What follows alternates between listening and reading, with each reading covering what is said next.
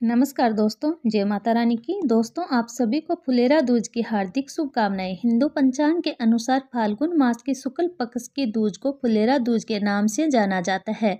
इसे अबुझ मुहूर्त के रूप में भी माना जाता है क्योंकि इस दिन कोई शुभ व मांगलिक कार्य करना उत्तम और शुभ माना जाता है। इस दिन जो भी मांगलिक कार्य किए जाते हैं उस पर किसी भी प्रकार का कोई दोष या अशुभ प्रभाव नहीं पड़ता। इस कारण से लोग इस दिन मांगलिक कार्य का आयोजन करते हैं। इस दिन भगवान श्री कृष्ण की पूजा किए जाने का विधान है। आज हम सभी फुलेरा दूज से जुड़ी हुई कथाएं सुनेंगे। ये कथाएं बहुत ही शुभ है, आप सभी इनका श्रवण अवश्य करें क्योंकि भगवान की हर कथा शुभ और मंगलमय होती हैं। तो आइए प्रभु का नाम लेकर कथा प्रारंभ करते हैं। आप सभी कथा को शुरू करने से पहले कमेंट बॉक्स में जय श्री कृष्णा जरूर लिखिए। तो प्रेम से बोलिए भगवान श्री कृष्ण की जय हो। एक बार कुछ ऐसा हुआ कि भगवान श्री कृष्ण बहुत दिनों तक राधा रानी से मिलने वृंदावन नहीं जा पाए थे।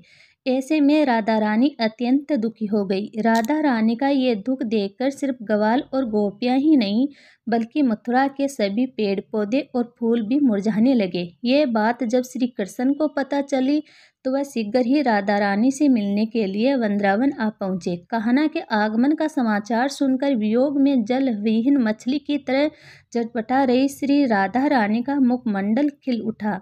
गोपियां भी बहुत प्रसन्न हुई। सूखते हुए पेड़ पौधे और फूलों में एक बार फिर से जान आ गई।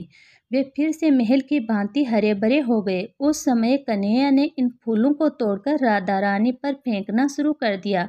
इसके बाद हमारी श्री राधा रानी भी प्रसन्न होकर उन पर फूल बरसाने लगी।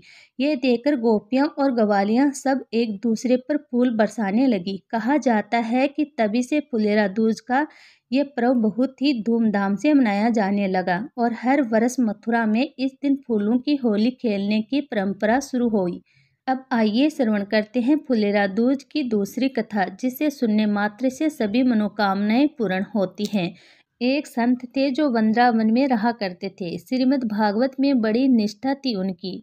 उनका प्रतिदिन का नियम था कि वे रोज एक अध्याय का पाठ किया करते थे और राधा रानी जी को अर्पण करते थे। ऐसे करते करते उन्हें 55 वर्ष बीत गए, पर उनका एक दिन भी ऐसा नहीं गया जब राधा रानी जी को भागवत का अध्याय न सुनाया हो। एक रोज वे जब पाठ करने बैठे तो उन्हें अक्षर दिखाई ही नहीं दे रहे थे और थोड़ी देर बाद तो वे बिल्कुल भी नहीं पढ़ सके। अब तो वे रोने लगे और कहने लगे, हे प्रभु, मैं इतने दिनों से पाठ कर रहा हूँ, फिर आपने आज ऐसा क्यों किया? अब मैं कैसे राधा रानी जी को पाठ सुनाऊंगा? रोते रोते उन्हें सारा दिन बीत गया। कुछ खाया पिया भी नहीं क्योंकि पाठ करने का नियम था और जब तक नियम पूरा नहीं करते खाते पीते भी नहीं थे। आज नियम नहीं हुआ तो खाया पिया भी नहीं। तभी एक छोटा सा बालक आया और बोला, बाबा आप क्यों रो रहे हो? क्या आपकी आंखें नहीं हैं इसलिए रो रहे हो? बाबा बोले, नहीं लाला, आंखों के लिए क्यों रोऊंगा? मेरा नियम पूरा नहीं हुआ इसलिए रो रहा हूँ।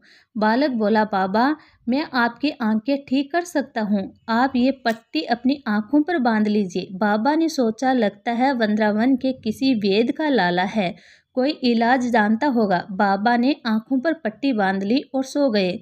जब सुबह उठे और पट्टी हटाई तो सब कुछ साफ दिखाई दे रहा था। बाबा बड़े प्रसन्न हुए और सोचने लगे, देखूं तो उस बालक ने पट्टी में क्या औषधि रखी थी।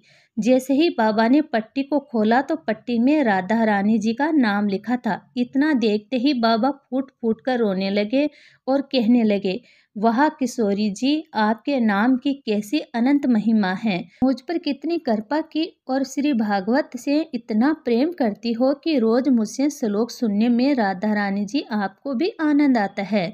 लाड लडाती राधिका मांगू गोद पसार, दीजो मुझे चरण रज और वृंदावन को वास।